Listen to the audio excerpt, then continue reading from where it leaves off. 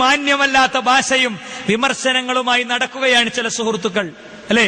Wisdom global Islamic mission പ്രഖ്യാപിച്ചു. ഇപ്പൊ വിസ്ഡത്തിന്റെ പിന്നാലെയാണ്. കിട്ടാത്ത മുന്തിരിങ്ങ പുളിക്കുമല്ലോ, കിട്ടാത്ത മുന്തിരിങ്ങ പുളിക്കും, അതിൽ സംശയമൊന്നുമില്ല.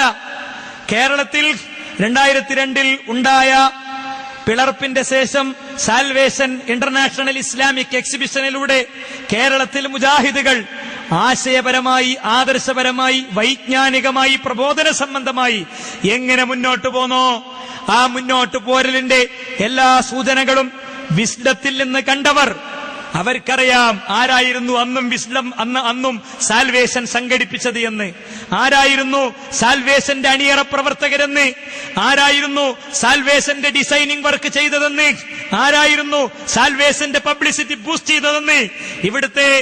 ഇവിടുത്തെ PRD, ഗവൺമെന്റ് PRD കേരളത്തിൽ തന്നെ ഇത്ര ശക്തമായ ജനസമ്പർക്ക പരിപാടി ഇതിന്റെ മുമ്പ് നടന്നിട്ടില്ല എന്ന് സർട്ടിഫൈ ചെയ്ത ആ പ്രവർത്തനം സംഘടിപ്പിച്ചത് ആരായിരുന്നു എന്ന്, അവരൊക്കെ ഇന്ന് എവിടെയാണുള്ളതെന്ന്, അവർ തന്നെയാണ് വിസ്ഡത്തിന്റെ ഓർഗനൈസേഴ്സ് എന്ന് തിരിച്ചറിയുമ്പോഴുള്ള ചില ആളുകളുടെ ബേജാർ എവിടെ എത്തിയെന്ന് ഒരു വാചകത്തിലൂടെ, അതിന്റെ ലോഗോയുമായി ബന്ധപ്പെട്ട ഒരു കമന്റിലൂടെ നിങ്ങൾ കേട്ടോളൂ. അതിന്റെ ലോഗോയെ സംബന്ധിച്ച് ഒരാൾ നടത്തിയ ഒരു കമന്റ് നിങ്ങൾ കേട്ടോളൂ. ഇവരിപ്പോ എവിടെ? ഇപ്പൊ അവസാനം നോക്കുമ്പോ കഷ്ടം, പുതിയ പരിപാടി. എന്താണ് കഷ്ടം? സിമ്പിൾ എന്താ? വെള്ളയപ്പം. വിഷ്ടമല്ലത്, കഷ്ടമാണത്. അവരത് കഷ്ടം. ലോകക്ക് പാരം വെള്ളയപ്പം, വേറൊന്നുമില്ല. കാരണം എന്താ?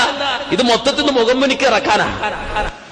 വെള്ളയപ്പം മൂപ്പർ നാട്ടില് വിഷ്ടത്തിന്റെ ലോഗോ മാതിരിയാണ്, മനസ്സിലായില്ലേ? ഇതിനൊക്കെയാണ് അസൂയ എന്ന് മലയാളത്തിൽ പറയാ. ഇതിനാണ് പച്ച മലയാളത്തിൽ അസൂയ എന്ന് പറയാ. നമുക്കൊന്ന് നോക്കുക, നിങ്ങളിത് വെള്ളയപ്പാക്കിയിട്ട് ഇത് വിജയിക്കോ ഇല്ലേന്ന്. കോഴിക്കോട് കടപ്പുറത്ത് പങ്കെടുത്ത എന്റെ ബഹുമാനരായ സുഹൃത്തുക്കൾ ഒരുപാട് ആളുകൾ ഇവിടെ ഇരിക്കുന്നുണ്ടല്ലോ. സുഹൃത്തുക്കളെ, എല്ലാ സദസ്സും അതിന്റെ ഏറ്റവും മുന്നിൽ നിന്ന് നോക്കിക്കാണാൻ പടച്ചോൻ തൗഫീഖ് നൽകിയ ആളുകളിൽപ്പെട്ട ഒരാളാണ് ഞാൻ. അള്ളാഹുവിന് അങ്ങേയറ്റത്തെ സ്തുതി പറയാണ്. കാരണം ഈ മൈക്ക് പോയിന്റിൽ നിന്നിട്ട് സദസ് നോക്കിക്കാണുമ്പോൾ, ആ സദസ്സിന്റെ കണ്ണും മുഖവും കാണുമ്പോ അതിമെന്നാണ് ചിലപ്പോ നമ്മളൊക്കെ നിസ്കാരവും, നമ്മളെയൊക്കെ രാത്രി എന്തെങ്കിലുമൊക്കെ എണീറ്റ് നിസ്കരിക്കുന്നുണ്ടെങ്കിൽ അതൊക്കെ ഉണ്ടാകല്. ആത്മാർത്ഥതയുള്ള ആയിരക്കണക്കിന് പ്രവർത്തകരുടെ നിറയുന്ന കണ്ണ് കാണുമ്പോൾ മനസ്സിലായില്ലേ? Wisdom global Islamic mission, Saudi അറേബ്യയിലെ പ്രിൻസ് 100 കൊല്ലം മുജാഹിദ് പ്രസ്ഥാനം ഇവിടെ വർക്ക് ചെയ്തിട്ട് മുജാഹിദ് പ്രസ്ഥാനത്തിന്റെ ആശയധാരയെ ഒരു കാലഘട്ടത്തിൽ യാ ഫഹ്ലൽ ഫുഹൂൽ, കൂറ്റന്മാരുടെ കൂറ്റ എന്ന് വിളിച്ച് മരങ്ങളെ കെട്ടിപ്പിടിച്ചാരാധിച്ചിരുന്ന മനുഷ്യരെ മോചിപ്പിക്കാൻ വേണ്ടി ഭരണ സംവിധാനവും ഐഡിയോളജിക്കൽ സപ്പോർട്ടും നൽകി വളരെ ശക്തമായി പ്രവർത്തിച്ച സൗദി ചക്രവർത്തിയുടെ പേരക്കുട്ടി വന്നുദ്ഘാടനം ചെയ്യുമ്പോൾ ആയിരക്കണക്കിന് കണ്ണുകൾ ഒന്നിച്ച് നിറയുന്ന, ആയിരക്കണക്കിന് കണ്ണുകൾ ഒന്നിച്ച് നിറയുന്ന, 10,000കണക്കിന് മനസ്സുകൾ ഒന്നിച്ച് പ്രാർത്ഥിക്കുന്ന കാഴ്ചയായിരുന്നു. ആ സംവിധാനത്തെ വെള്ളയപ്പമായി പരിഹസിച്ച് അതിനെ ആക്ഷേപിച്ച് തള്ളുന്ന സുഹൃത്തെ, 10,000ങ്ങളുടെ പ്രാർത്ഥനയ്ക്ക് നാളെ കാണാൻ പോകുന്ന റിസൾട്ടിന്റെ മുന്നിൽ നിങ്ങൾക്ക് നിങ്ങളുടെ വാചകം പിൻവലിക്കേണ്ടി വരുന്നു മാത്രമേ എനിക്ക് പറയാനുള്ളൂ. ഇത്ര വലിയൊരു സംവിധാനത്തെ അന്യമായി വിമർശിക്കുക സുഹൃത്തുക്കളെ. ഇവിടെ ആകെന്തേ പ്രശ്നമുള്ളൂ? സംഘടിപ്പിക്കുന്നത് അവരല്ല എന്നുള്ളത് മാത്രമേ പ്രശ്നമുള്ളൂ. എന്താ വിസ്ഡം ഗ്ലോബൽ ഇസ്ലാമിക് മിഷൻ? അത് ഗ്രാസ് റൂട്ട് ലെവൽ വർക്കാണ്. പഠിച്ചോളീം, അത് ഗ്രാസ് റൂട്ട് ലെവൽ വർക്കാണ്. ഇസ്ലാമിക പ്രബോധനമെത്താത്ത 10,000 സമൂഹത്തിലുണ്ട്. ഇസ്ലാമിക പ്രബോധനമെത്താത്ത 10,000ങ്ങൾക്ക് ഹൃദയങ്ങൾക്ക് കൈമാറുന്ന അതിശക്തമായ പ്രവർത്തനം, ഭൂഖണ്ഡങ്ങളെ അതിജീവിച്ചെത്തുന്ന അതിശക്തമായ പ്രബോധനം, വൻകരകളുടെ അതിർവരമ്പുകളെ വെട്ടിമാറ്റി കടന്നെത്തുന്ന ശക്തമായ പ്രവാഹം. അള്ളാഹുവിന്റെ തൗഫീഖ് ഉണ്ടെങ്കിൽ പ്രബുദ്ധമായ കേരളത്തിന്റെ ഭൂമികയിൽ നിന്ന് ആരംഭിച്ച് ഇസ്ലാം ജീവിക്കാത്ത മുഴുവൻ ദേശങ്ങളിലേക്കുമുള്ള ശക്തമായ പ്രയാണം. അതിന്റെ കരുത്താരാണ്? അതിന്റെ കരുത്ത് പാടത്തധ്വാനിക്കുന്നവൻ മുതൽക്ക് ഐ ടി കമ്പനിയിലെ കറങ്ങുന്ന കസേരയിലിരിക്കുന്നവൻ വരെ നീളുന്ന ശക്തമായ ഇതിന്റെ അടിത്തറയിലെ പ്രവർത്തകർ. ആകാശത്തെ റബ്ബിന്റെ സപ്പോർട്ട് സംഘടനാ ഓഫീസിന്റെ നേതൃത്വങ്ങളുടെ ബലം കാണിച്ചിട്ടല്ല, ഇത് കേവലമായ സംഘടനാ സങ്കുചിതത്വത്തിന്റെ സംവിധാനമാണെങ്കിൽ ഇത്ര പോന്ന ഒരു സംവിധാനം പ്രഖ്യാപിക്കുന്നതിന് മുമ്പ് ആദ്യം സംഘടന പ്രഖ്യാപിക്കേണ്ടിയിരുന്നു, ഓഫീസ് പ്രഖ്യാപിക്കേണ്ടിയിരുന്നു, നേതാക്കന്മാരെ പ്രഖ്യാപിക്കേണ്ടിയിരുന്നു. സുഹൃത്തുക്കളെ, അതൊന്നും ആവശ്യമില്ലാതെ ഇസ്ലാമിക പ്രബോധനവുമായി നമ്മൾ മുന്നോട്ട് പോവുകയാണ്. എന്താ? വേരൂന്നിയിറങ്ങുന്ന ഇസ്ലാമിക പ്രബോധനമായിട്ട്. അതിനെ പൊളിക്കാൻ ഒരിക്കലും ഇത്തരം വാചകങ്ങൾക്ക് കഴിയില്ല. എന്നിട്ടോ അത് നേരെ വീണ്ടും ജിന്നിലേക്കാണ് കണക്ട് ചെയ്യണത്. ഇതൊരു അസുഖമാണ്. ആ അസുഖം എന്താ നിങ്ങൾക്ക് ഞാൻ പറഞ്ഞുതരാം. അത് നേരെ ജിന്നിലേക്ക് കണക്ട് ചെയ്യണം. നിങ്ങളൊന്ന് കേട്ടോളി. ഞങ്ങൾ തരാം പബ്ലിസിറ്റി. ഒരു പ്രശ്നവും ഒരു ബേജാറ് വിചാരിക്കട്ടെ, ഞങ്ങൾ തരും പബ്ലിസിറ്റി. കാരണം അറിയോ, വിസ്റ്റം എന്നൊക്കെ പറഞ്ഞ ഇപ്പൊ ജിന്ന് കേൾക്കൂല. വിസ്റ്റം വിസ്റ്റം എന്ന് പറഞ്ഞോളൂന്നാ. ഇല്ല, അത് പറയുമ്പോ ഉണ്ടാവും അത് നമ്മുടെ ജിന്ന് വിസ്റ്റം. പേര് മാറ്റാൻ ശ്രമിക്കാൻ ഇല്ല.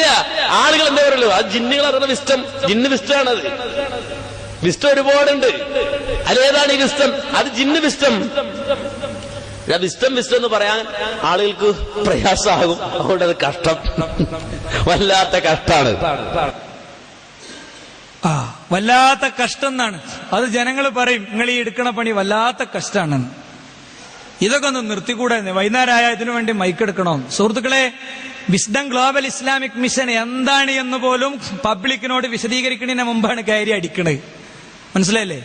വിസ്ഡം ഗ്ലോബൽ ഇസ്ലാമിക് മിഷൻ എന്ന് പറയുന്നത് 10-27 പ്രൊജക്ടുകളാണ്. ഈ സാമൂഹിക ഘടനയെ മൊത്തം സ്പർശിക്കുന്ന 10-27 പ്രൊജക്ടുകൾ. ഞങ്ങൾ ഇതുമായി ബന്ധപ്പെട്ട ഇതിന്റെ കേവലം ഒരു വകുപ്പാണ് റൂട്ട്സ്, ദാവ റൂട്ട്സ് എന്ന് പറയുന്നത്. ഈ ദാവ റൂട്ട്സിന്റെ ഡിസ്കഷൻ ഇരുന്നപ്പോ ഒരിക്കലും കേരളത്തിൽ പ്രബോധനമെത്താത്ത 10-27 വിഭാഗങ്ങളെ നോട്ട് ചെയ്തു. പരിപാടികൾ നടക്കുന്നു, പ്രബോധന സംരംഭങ്ങൾ നടക്കുന്നു. അവരടുത്തേക്ക് ഇസ്ലാം എത്തിക്കാനുള്ള സംവിധാനം ഓരോരുത്തരടുത്തും പോയി. ഇവിടുത്തെ പൊളിറ്റീഷ്യൻസിന്റെ അടുത്ത് പോയി, ഇവിടുത്തെ നിയമ രംഗത്തുള്ളവരുടെ അടുത്ത് പോയി, ഇവിടുത്തെ സയന്റിസ്റ്റുകളുടെ അടുത്ത് പോയി, ഇവിടുത്തെ ഫിലിം ആർട്ടിസ്റ്റുകളുടെ അടുത്ത് പോയി, ഇവിടുത്തെ സാമൂഹിക ഘടനയിൽ പാർശ്വവൽക്കരിക്കപ്പെട്ടവരുടെ അടുത്ത് പോയി, രോഗികളായി കിടക്കുന്നവരുടെ അരികിൽ പോയി. അതിലൊരു വർക്കാണ് എന്ത്? ഒരു പ്രത്യേക സമയത്ത് രോഗികളായി കിടക്കുന്ന നാട്ടിലെ ആളുകളുടെ കണക്കെടുത്ത് അവരെടുത്തു പോയി അവർക്ക് ഉപദേശ നിർദ്ദേശങ്ങൾ കൊടുക്കുന്ന, അവർക്ക് CD വിതരണം ചെയ്യുന്ന, അവർക്ക് മാർഗദർശനം നൽകുന്ന സംരംഭങ്ങൾ. ഇതൊക്കെ ഉണ്ടായിട്ട് അതിനെയൊക്കെ പരിഹസിച്ചുകൊണ്ടാണ് യഥാർത്ഥത്തിൽ ചില ആളുകൾ രംഗത്ത് വന്നിട്ടുള്ളത്. അവരെ നമുക്ക് വിടാം, നമുക്ക് നമ്മളെ ദൗത്യമായിട്ട് പോകാം. കാരണം എന്താ അറിയോ, സാൽവേഷൻ വന്നപ്പോഴും ഇതേ രോഗം ഉണ്ടായത്. ഈ രോഗം എന്തിനുള്ള രോഗം അറിയോ? മെയിൻ സ്ട്രീമിൽ നിന്ന് തെറിച്ചുപോയ ആളുകൾ മെയിൻ സ്ട്രീമിലേക്ക് വരാനുള്ള, അണികളെ പിടിച്ചു നിർത്താനുള്ള, രക്ഷപ്പെടാനുള്ള ഒരു രോഗമാണ് ഏത് വിഷയത്തെയും ജിന്നിനോട് കണക്ട് ചെയ്യലെന്നാണ് ഞാൻ പറയുന്നതല്ല. 2002 പിരിഞ്ഞുപോയ ആൾക്കാർ 10 കൊല്ലം ഈ പണിയെടുത്തപ്പോ സാൽവേഷൻ പ്രഖ്യാപിച്ചപ്പോഴും ജിന്ന്, ഓരോന്ന് പ്രഖ്യാപിച്ചപ്പോഴും ജിന്നും കൊണ്ടുവന്നപ്പോ അന്ന് അനീഫ് കായ്ക്കൊടി കൊടുത്ത ഉത്തരാണ് എന്ത് ഈ പണി ജിന്നിനെങ്ങനെ എല്ലാറ്റിനോടും കണക്ട് ചെയ്യണത്? മെയിൻ സ്ട്രീം എന്ന് തെറിച്ചുപോയ ആളുകൾക്ക് രക്ഷപ്പെടാനുള്ള തുരുത്താണ് എന്ന് പറയട്ടെ. കണ്ണാടിയിൽ നോക്കി ആളുകൾ വിഷയം പറയട്ടെ. അദ്ദേഹത്തിനൊരു അവസരം കൊടുക്കുക. കേരളത്തിൽ സുന്നികളിൽ 2 ഗ്രൂപ്പുണ്ട്, മുജാഹിദികളിൽ 2 വിഭാഗം. സുന്നികളിൽ AP വിഭാഗം സംഗതി അവര് എത്ര തെറ്റായ ആദർശമാണ് വിശ്വസിക്കുന്നതെങ്കിലും അത് പറയാൻ തയ്യാറാണ്. ആ തെറ്റായ ആദർശം ജനങ്ങളോട് പറയാൻ പ്രബോധന രംഗത്ത് സജീവമായി അവരുണ്ട്. വിശുദ്ധ ഖുർആനിന്റെയും തിരുസുന്നത്തിന്റെയും ശരിയായ ആദർശം ഈ സമൂഹത്തിൽ പഠിപ്പിക്കാൻ മുജാഹിദുകളുമുണ്ട്. ഈ മാർഗത്ത് നിന്ന് ഔട്ടായിപ്പോയ 2 കൂട്ടരുണ്ട്, സൈഡായിപ്പോയി. വലിയ വട്ടിയൊക്കെ വരുമ്പോണ്ടല്ലോ ചിലപ്പോ ഓട്ടോറിക്ഷക്കാരും സ്കൂട്ടറുകാരൊക്കെ റോഡിന്റെ പോലെ നിന്ന് സൈഡിലേക്ക് ഇളകി പോകുന്ന രീതികളില്ലേ? അതുപോലെ ഈ പ്രവാഹത്തിനിടയിൽ 2 കൂട്ടർ സൈഡായിപ്പോയി. ഒന്ന് EK ഗ്രൂപ്പും മറ്റൊന്ന് മടവൂര് ഗ്രൂപ്പും. അപ്പൊ എന്തെങ്കിലും വണ്ടിയൊക്കെ അപകടത്തിലായ പിന്നെ ഇത് റോഡ് കയറ്റാനുള്ള പണി എന്താ? റോഡ് സൈഡിലുള്ള പുല്ലും ചപ്പും ഒക്കെ വാരിയിട്ട് റോഡിലിട്ടിട്ട് ആ സ്പീഡ് കുറക്കാനുള്ള സിഗ്നൽ കൊടുത്തിട്ട് കയറ്റാൻ ശ്രമിക്കൽ. അതുപോലെ കിട്ടിയതാണ് ജിന്ന്. ഒന്ന് റോഡിലേക്ക് കയറണം. അപ്പൊ ഈ ജിന്നെന്ന പുല്ല് വലിച്ചിട്ട് കയറാൻ പറ്റുമെന്നാണ് 2 കൂട്ടരും സംയുക്തമായി ആലോചിച്ചത്. നടന്നില്ല, എവിടെയും കയറിപ്പറ്റാൻ കഴിഞ്ഞില്ല. സുഹൃത്തുക്കളെ, അപ്പോ അതാണ് അസുഖം. ഞാൻ ഈ വിഷയത്തിൽ ഇതോടുകൂടെ ഇതിനുള്ള പ്രതികരണം അവസാനിപ്പിക്കണം. ഇനി ഈ വിഷയത്തിൽ നമ്മൾ എവിടെയും പ്രതികരിക്കണില്ല. വെള്ളയാപ്പം എന്ന് പറഞ്ഞില്ലേ, ആ വെള്ളയാപ്പം അത് വെള്ളയാപ്പത്തിന്റെ ആൾക്കാരനെ കൊണ്ടേക്കോട്ടെ, വെള്ളയാപ്പത്തിന്റെ ആൾക്കാരനെ കൊണ്ടേക്കോട്ടെ. നമ്മളെ സംബന്ധിച്ചിടത്തോളം നമ്മൾ ദാവത്തിൽ കോൺസെൻട്രേറ്റ് ചെയ്യുന്നു. അത് നിങ്ങൾക്ക് വിസ്ഡം ഇൻഷാ അല്ലാഹ് പ്രായോഗിക തലത്തിൽ വരുമ്പോൾ